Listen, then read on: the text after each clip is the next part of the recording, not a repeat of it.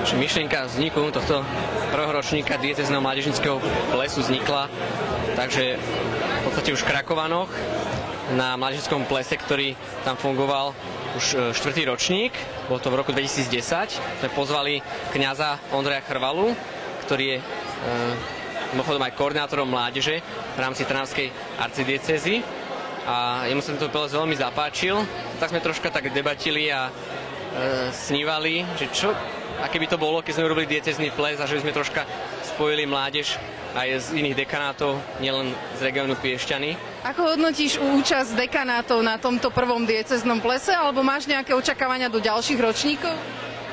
Účasť sa mi veľmi páči, je tu veľa ľudí, najmä z Hlohoveckého dekanátu, takisto z môjho domáceho Piešťanského, ale takisto z iných okolitých, ktorí sú tak troška pomenej.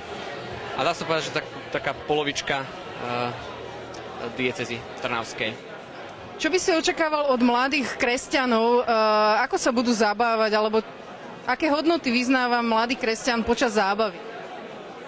Mladý človek, tak určite by to nemal preháňať s alkoholom, ale samozrejme, keď si človek dá troška symbolicky toho vína, tak v samotnej Biblii sa píše o tom, že víno je v poriadku. Dokonca mnohí vieme, že Ježiš premenil vodu na víno v Káne Galilejskej a ak by to bolo niečo hriešne, tak určite by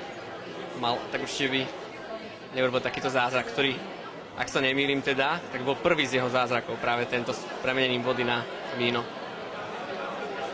Dobre. Je nejaká špeciálna myšlienka alebo nejaké zameranie tohto diecézneho, alebo čo by si chcel odovzdať mladým, ty ako organizátor? Chcel som si tak ukázať mladým, a preto to vlastne aj robíme, že zabaviť sa dá takýmto spôsobom, ktorý nie je príliš plesový, ktorý až takým príliš snobským spôsobom, a zase, že to nie je diskotéka, že je to taký prierez, v podstate to niečo také medzi diskotékou a nejakou takou dospeláckou akciou, že mladí sa učia spoločensky obliekať, spoločensky sa stravovať, že nie je to len nejakom popíjaní kofoly, ale v nejakých takých základných normách správania sa spoločnosti, ktoré si potom môžu, keď si ho to osvoja, si ho môžu využiť aj niekde inde, keď v spoločnosti. Aké skupiny si oslovil, alebo ako si tvoril vlastne program, že koho zaradíš do programu, koho prizveš, pozveš? Program sme tvorili spoločne vlastne v tíme s ostatnými a ja som navrhol niečo, ostatní navrhli niečo a zase sme to chceli robiť takým štýlom, že polovica také mládežnícke a polovica také plesové. Čiže z toho plesového, takého tradičnejšieho boli tanečníci, profesionálni tanečníci z Nitry pod názvom Lúče. Ostatné kresťanské plesy väčšinou majú nejaké nosné moto a toto nemá. Prečo ste to tak zvolili? Je to 0. ročník alebo prvý? Ako ste to vlastne poňali? Musím to zobrať, že keďže je to v podstate prvý ročník, tak sme si povedali, že tým, že to je pán arcibiskup, takže to je dosť veľká novinka. Že nie je to až také tradičné, nie každá diecéza má takúto možnosť, že arcibiskup s takýmto podujatím takéhoto druhu súhlasí.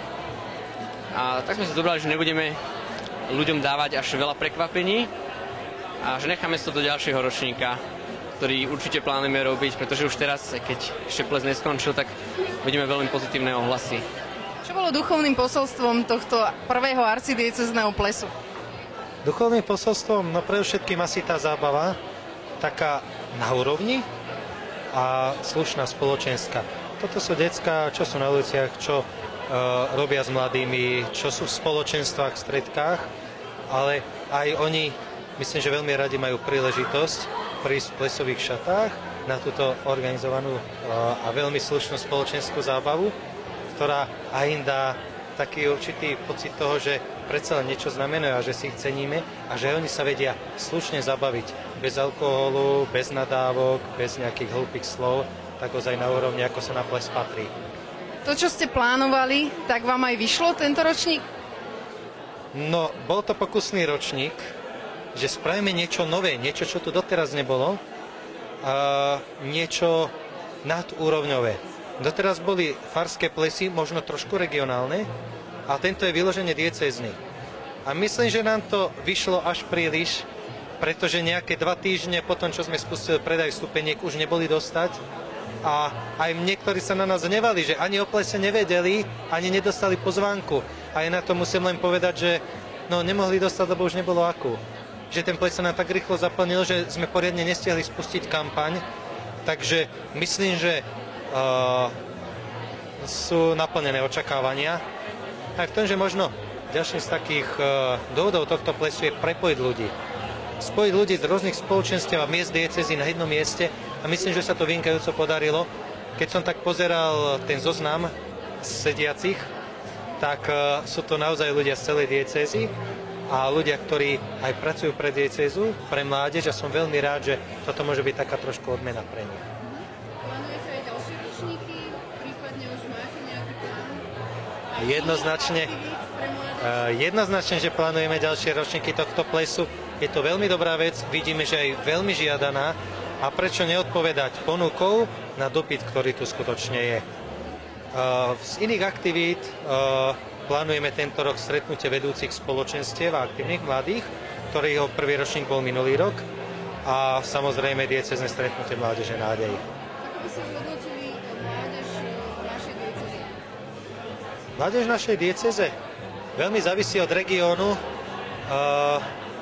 Sú aktívni, chcú žiť, chcú zatiahnuť na hlbinu, tak by som povedal, že tak ako všade.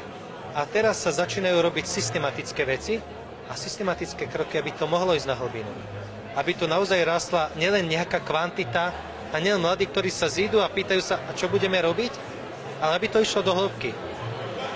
Funguje už druhý rok animátorská škola, ktorá vychováva fundovaných animátorov. Tí, ktorí budú naozaj vedieť s mladými niečo robiť a zatiahnuť ich na hlbinu. Snažíme sa vytvárať také ponuky pre spoločenstva, aby naozaj mohli rásť. Aby to nebolo len nejaké, že zíďme sa a modlíme sa, aj keď nevieme presne ako, ale aby to bolo na serióznom základe, aby mohli naozaj rásť do hĺbky.